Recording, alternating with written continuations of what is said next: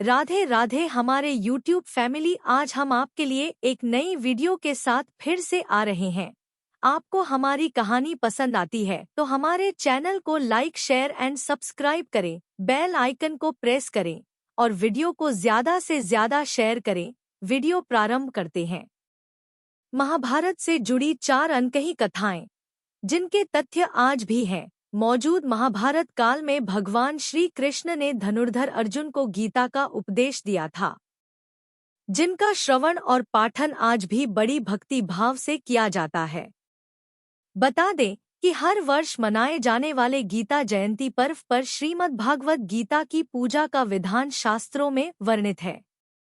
मान्यता है कि इस दिन श्री कृष्ण के साथ साथ भगवत गीता की उपासना करने से भक्तों के जीवन में आ रहे सभी कष्ट दूर हो जाते हैं और उनके जीवन में सुख समृद्धि का आगमन होता है।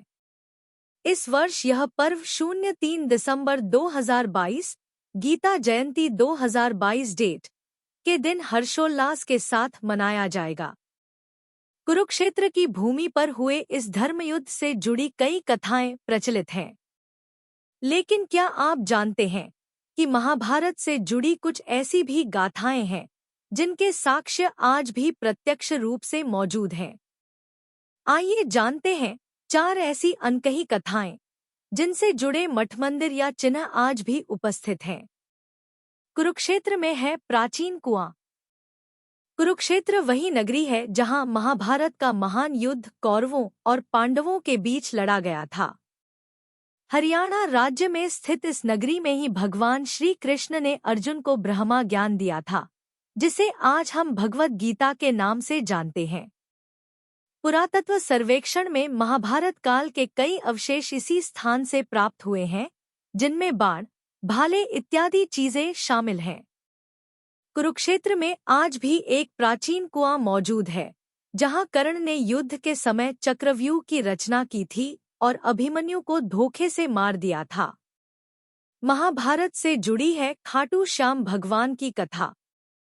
महाभारत में बताया गया है कि घटोत्कच के पुत्र बर्बरीक इतने बलशाली थे कि वह युद्ध में केवल 3 बाण लेकर उतरे थे।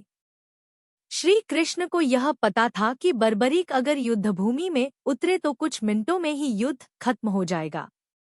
ऐसे में उन्हें रोकने के लिए भगवान ने एक ब्राह्मण का वेश धारण कर बर्बरीक से उनका शीश दान में मांग लिया। साथ ही यह वरदान भी दिया कि कलयुग में उन्हें श्याम अर्थात स्वयं श्री कृष्ण के नाम से ही पूजा जाएगा। लेकिन बर्बरीक ने भी श्री कृष्ण के सामने यह इच्छा प्रकट करते हुए कहा कि मैं इस युद्ध का परिणाम देखना चाहता हूँ। तब बर्बरीक के धड़ को युद्ध क्षेत्र से दूर रखा गया था और जिस स्थान पर उनका धड़ रखा गया, आज वहां भगवान खाटू श्याम जी का मंदिर मौजूद है। यह मंदिर राजस्थान के सीकर जिले में है और यहां लाखों की संख्या में भक्त खाटू श्याम जी के दर्शन के लिए आते हैं।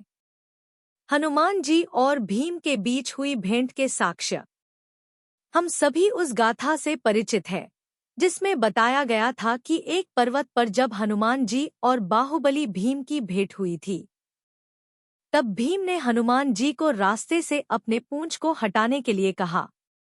हनुमान जी भीम को पलटकर कहा कि वह स्वयं ही इस पूंछ को किनारे कर दें, लेकिन भीम उस पूंछ को हटा नहीं पाए थे।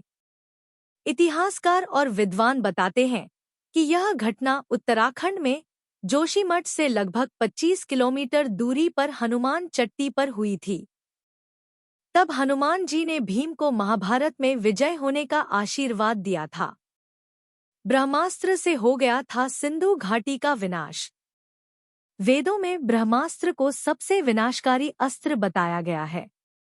लेकिन महाभारत में गुरु द्रोण के पुत्र अश्वत्थामा ने अर्जुन पर ब्रह्मास्त्र का प्रयोग किया था, लेकिन उसे इस विनाशकारी अस्त्र को लौटाना नहीं आता था। अपने सामने ब्रह्मास्त्र आता देख अर्जुन भयभीत हो गए और उन्होंने श्री कृष्ण से सुझाव मांगा। तब श्री कृष्ण ने अर्जुन को भी इस विनाशकारी अस्त्र को रोकने के लिए अपने ब्रह्मास्त्र के इस्तेमाल करने का सुझाव दिया। साथ ही उन्होंने यह समझाया कि तुम अपने ब्रह्मास्त्र का प्रयोग अपने प्राणों की और अपने भाइयों के प्राणों की रक्षा के लिए कर रहे हो। तब अर्जुन ने भी इस अस्त्र का उपयोग किया। इस अस्त्र के प्रयोग के कारण लाखों की संख्या में लोगों की जान चली गई। जिस स्थान पर ब्रह्मास्त्र गिरा वहां सिंधु घाटी के लोग रहते थे। सिंधु घाटी के विनाश का यही कारण था।